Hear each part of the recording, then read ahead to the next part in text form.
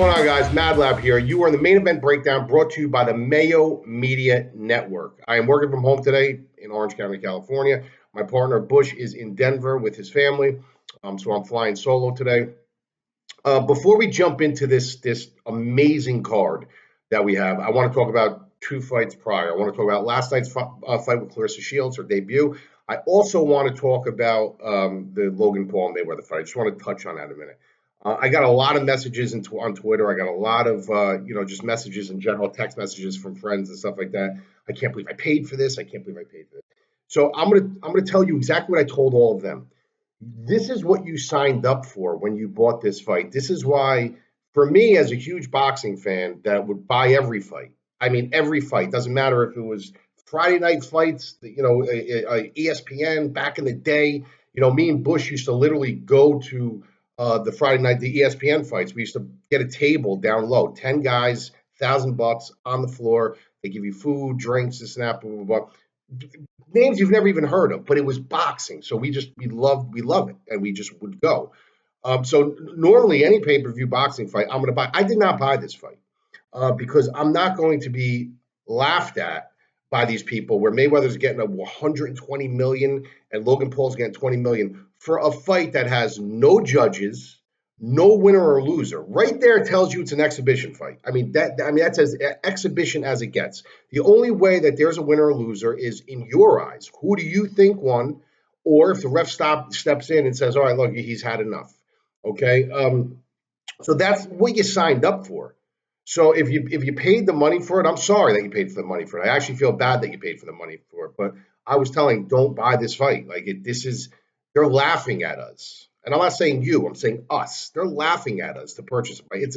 It's a circus. It's a spectacle. It makes boxing look terrible. You have a guy who was 190, probably came into the ring 200 pounds with one fight under his belt against the greatest defensive boxer of all time that's 50 pounds lighter. What did you think was going to happen? Did you think it was going to be Barrera Morales? Did you think it was going to be Mickey Ward and Arturo Gatti? Did you think it was going to be Leonard Duran? Like, what did you think it was going to be? That's all it could have been. It was just going to be a circus, and it was just going to be a shit show. So I apologize for the people that have bought that, especially people that aren't into boxing. This is what bothers me about this fight, is because it's not for guys like me or guys like Bush or any guys like you, especially someone like Cody, who enjoys boxing and he understands boxing. And I can sit down and talk to these guys about boxing. I feel bad for the people who really don't know boxing and then say, I'm going to give this a try. And they come and they watch that garbage. And that's what they think boxing is. They think it's holding. They think it's, it's boring. And, so I do feel bad for the people like that. But the people who understand boxing and love boxing who bought that fight, can't make excuses for you. You should know as an avid purist in boxing, that's a joke. That fight was a joke. I never liked Floyd Mayweather. Okay, I never liked him. People who say he's the greatest fighter of all time, I'll argue with them until they die. I think he's the greatest defensive boxer of all time. He's far from the greatest fighter of all time. But the guy is about money. He always said his entire career, if it makes money, it makes sense. He made $120 million off that fight. Logan Paul made $20 million off that fight. So he did something right. He did something right. We did something wrong because we're the ones who purchased it. I personally, like I said, I didn't purchase it, but we were the sheep. We were the ones who went out and paid the money, 50, 60, whatever it was, to buy this thing. Hopefully it's a lesson learned to you guys. Some of these fights, yes, I am interested in. I am actually interested in Tyron Woodley and Jake Paul. I'm interested in that fight. I will buy that fight. It's a closer matched fight. It's kind of interesting, right? I'm interested to see what happens there. To watch Mayweather fight anybody anymore, unless it's a boxer, unless he comes out and he fights like Pacquiao, like the two old men coming, I'm not interested. I'm just not interested because I know Mayweather's angles his entire career. I know what his angles are. His angles are business. He always said getting hit isn't fun. You're never going to see Floyd Mayweather in a war. Not going to happen. His entire career, he's never been in a war. He's been hit a couple times. Mosley hit him. Zab Judah hit him. There's a couple of fights where he's actually been hit, And you're like, oh my God. But when he gets hit, the few times that he does get hit, like everybody jumps off their seat, oh my God, he's rocked, he's rocked. It's because he doesn't get into those wars quickly, a lot. Never. Miguel Cotto hit him, so when you watch, it's almost like Habib. It's almost like, how many times have you seen Habib on his back? You haven't. So if somebody takes Habib down, all of a sudden we're like, oh my God, he's in trouble, he's in trouble. Because it's something you don't see very often. So if these great fighters, these great fighters, Miguel Cotto, all these guys can't drag him into what Maidana dragged him into a little bit of a war. But if you can't drag him into a war, what makes you think that a YouTuber with one fight is going to drag him into this war on an exhibition fight at 44 years old? It's just not going to happen.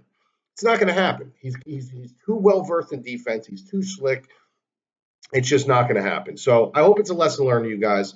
It was a complete diabolical embarrassment for him and boxing. For him, because he probably should have finished him. As far as the people that say that he hit him and he was like holding him up, that didn't happen. His arms were in a completely different position. It almost looked like he was trying to throw him down. I do believe that Mayweather was trying to finish him at a certain point, and he didn't get the job done. But it was an embarrassment, and like I said, I apologize for the people that bought it. Let's move over now to last night. This is the thing that really bothers me. Clarissa Shields is one of the highest decorated boxers of all time, as a female. She was all lined up to fight Layla Ali. She's constantly called out by people. Just a tremendous high pedigree of the elitist of boxing athletes. She decides to try her hand in MMA. This is her first fight. She's fighting a brown belt in Brazilian Jiu-Jitsu, a losing record. But still, she's got 12 years under her belt in MMA and Jiu-Jitsu and stuff like that. So it's a completely different game. She comes down the first round, she gets taken down. She comes down the second round, she gets taken down. When they were on their feet, it almost looked like there was no competition. It's obvious. You can see her hand speed, her combinations, her footwork. You're not going to compete with Clarissa Shields on the feet. You're just not. Nobody in MMA will. It's almost like Mackenzie Dern. When she comes out and she's got no striking, but she's got the Brazilian Jiu-Jitsu to lean on. If she gets you down, it's over. It's the same thing with Clarissa Shields. If you stay on the feet, it's over. She loses for round one. She loses round two. She's mounted. She's in the worst positions possible. She's mounted in round one. Then she comes out in round three. She stuffs a couple takedowns. She starts to get her boxing going, starts to hurt Elkins, gets her down, and ground and pounds her out until the ref stops the fight. Good for her. She's 1-0 now. She's the only, I believe, the only undefeated, combat sports athlete in two sports. It is what it is. Then Twitter explodes. And this is what I mean about MMA Twitter, or combat sports Twitter in general. You can really tell who knows what they're talking about when things like this happen. I don't know if it's because people picked Elkins or people just hate boxing, and boxing hates MMA. It's ridiculous. Why people in boxing and MMA hate each other, I don't get it. But you seem very foolish when you read some of these tweets. People saying that, boxing doesn't mean anything in MMA, or give her 5-6 years and she's going to be, she'll be a good fighter. She's got to practice. First of all, Clarissa Shields is never going to be a good grappler. That's number one. Okay. When you're an elitist at something like boxing, like she is, the top of the food chain, she's not there, top 5, top 4. She is the top of the food chain. When you have a pedigree and you have an ace in your pocket that's that good, that you're that much higher than everybody else, you don't need to be a well-versed grappler. All you need is very good takedown defense. You need to have some defensive grappling, and you just need to know how to stay safe and get yourself back to your feet. That's what you need to know. You don't need years to learn that. When you're a high-level athlete like that, let's put it this way, give her credit. That girl was in a very bad situation for a couple minutes in that fight, full mounted by brown belt Brazilian Jiu-Jitsu in her debut fight in front of many people nationally. That this girl was the GWOAT, they call her, and she was about to lose to a girl with a lose. She didn't panic. She didn't make a mistake. She didn't roll over and give her back. In the third round, she had very heavy hips. She understands what she has to do. Why? Because she is a athlete, but most importantly, the girl is a fucking winner. She's a winner. Okay, she knows how to win. She refuses to lose. Will she lose? Yeah, it depends on the matchup. She's not there yet. But if you think she needs a couple years, you're out of your mind. If you think that boxing doesn't mean anything in MMA, you're out of your mind. You're just out of your mind. Okay, so when you have hands like that, and you have athletic ability like that, and you have mental fortitude to win like that, you could put your hands down for a little while. When you're that elite in the skill set, you could put it down because no one's going to catch up to you anyway. You could put it down for a little while, and you could just focus on takedown defense, some defensive grappling, a couple moves here and there to get you back to your feet, and just drill and drill. You think you need years to do that as a high level athlete? No, you need give that girl 6 months of nonstop takedown defense, drilling, drilling, drilling, drilling, drilling. She's just going to get better and better and better. And then every fight, it's going to become more natural and fluent to her. She didn't panic. She was very patient. She was very composed. And she just kept in her mind that even when her coaches were telling her, get up, she's like, no. She knew what she wanted to do. She wasn't afraid to go to the ground with her. That says a lot about her. So for the people that are shitting on her, you really need to study combat sports a little bit more. Because at the end of the day, boxing is a form of fighting. Okay, and the old saying goes, you can be a black belt in Brazilian Jiu-Jitsu, but if you get fucking punched in the face once, you're now a brown belt. You get punched in the face again, you're now a purple belt. Okay, so you can punch the belts out of people. It's a fact. Okay, but she does need takedown defense. She does need. But you guys make it sound like she's supposed to know all this. This was her debut fight. I don't care if she fought some Mary off the street that was a black belt in Brazilian Jiu-Jitsu that's never won a fight. The fact of the matter is, it is a different game. But it also is a form of combat sports. And you need to understand that the girl's going to take a punch, she can eat them. The girl's got hand speed. The girl's got slick boxing. The girl's got power. And the girl's a purebred athlete. So for those out there tweeting, oh, she needs to give her a couple years, or boxing doesn't mean nothing in MMA, then I guess Mackenzie Dern. What was Mackenzie Dern? I mean, what was her? She was just a straight grappler with the worst boxing. And she was getting chewed up on her feet. But as soon as she would take you down, it was endgame. Now her hands are starting to come in. What about Francis Ngannou? He had zero wrestling. Zero. The guy was just power. That's all he was. But now he's got a little bit of wrestling. It takes time. I mean, you got to give the girl time. But if you think it's going to take her years to learn a little bit of takedown defense and some grappling defense, then you guys keep betting against her. I know there's people out there who bet against her. I know for a fact. But keep betting against her. Take a girl who has a losing record in MMA against a high-level Olympic athlete. I mean, look at Henry Cejudo. The same thing. Henry Cejudo he had a little bit of hands when he came in, but he was majority, a lot of. Look at his hands now. The guy, I feel like the guy can go and box professional boxers. It takes time. When you're a high-level athlete like that, it takes you a quarter of the time. So it's not going to take her that long. Am I saying she's going to be a champion or Kayla Harrison or something like that? No, I'm not saying that. Or Amanda Nunes? No, not saying that at all. But for you guys to shit on her debut, you just either hate boxing or you need to study a little bit more. All right, so let's jump into this card. This is the card of cards. What a great, great card. The one thing I did notice about this card is the pricing is off all over the place. So I'm just going to tell you guys from a GPP setting, before we get into the main, you want to really scatter the board a little bit. I mean, there's a lot of fighters on here, I mean, that are borderline. I mean, Vettori's one of them. I mean, if you look at him, they got him priced as a punt play. You see this price on guys that are entering the UFC, not on a guy like Marvin Vettori. So it's not wavering. The price doesn't waver who I think is going to win, but the price can kind of waver, how you're setting this in your lineups, because you've got to go for value. These guys fought 3 years ago, and what a lot of people are leaning on now, and these are all valid points. I'm not shitting on the points. These are all valid points. A lot of people are leaning on right now is, Marvin Vettori, he's much improved. Some people thought he won that fight 3 years ago, on a very close fight. I'm not going to argue either way.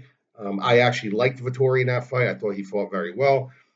He's so improved, this and that. Look how great he looked against this one. Look how great he looked against that one. Look where he's training and this and I get all that. But the fact of the matter is, if he's improving in 3 years, What has Izzy been doing?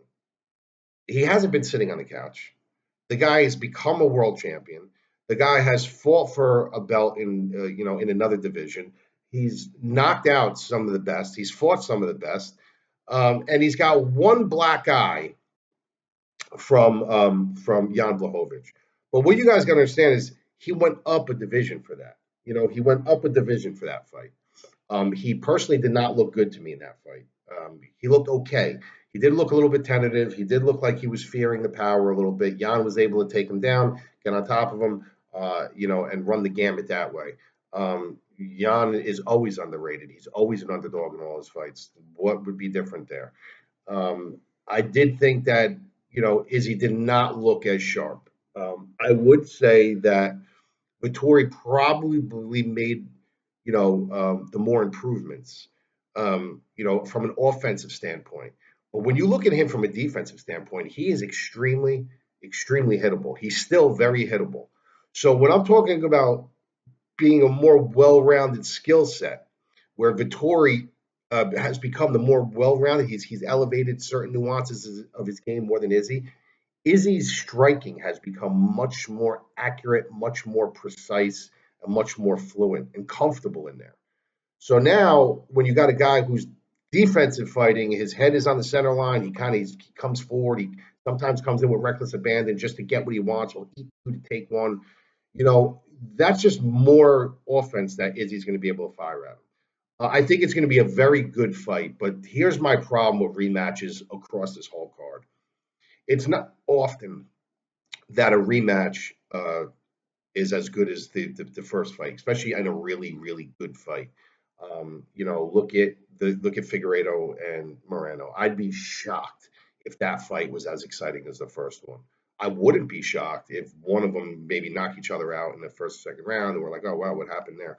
Like usually the rematches are not as good as the first fight. So I don't know if this is going to be some great war. I don't know if the Figueiredo and Moreno fight's going to be some great war. They could be. We could get a Ward Gaddy, Barrero Morales trilogy out of something like this. Sometimes they match up that good, and it's just this is the way it's going to happen. I remember during Gaddy Ward. In the second fight, I remember Jim Lampley saying round 13, they're picking up right where they left off. And they did. It was literally a war from round one on. So it can happen. It's just sometimes the matchup calls for that. Sometimes the night calls for that. So I don't know if it was the night that called for that or if this is going to be the matchup that calls for that. And in the Vettori and Adesanya fight, the same thing. I don't know what you're going to get here, but I'm going to tell you this. The paths are clear. Okay, the paths are clear. Marvin Vettori needs to utilize his hands only to get in and find a bead on Adesanya's hips. That's got to be his game plan. He's got to get him down early. He's got to get him down often. Adesanya is going to get up, especially in the beginning. He's going to get up. But here's the thing. Even though he gets taken down, even if the shots fail, even if he sits him down and gets back up, or he gets him against the cage and he has it, but he can't lock his hands up. Just for the mere fact that the look is that Izzy knows that, all right, I'm standing up and he's coming for my hips nonstop. He's coming for my hips. It makes him defend two levels at that point. And when you're defending two levels at that point, you can't let your hands go freely. Because if you're letting your hands go freely, now you're opening up your hips. So he's got to be a little bit more tentative. He's got to really mind space and range a lot more.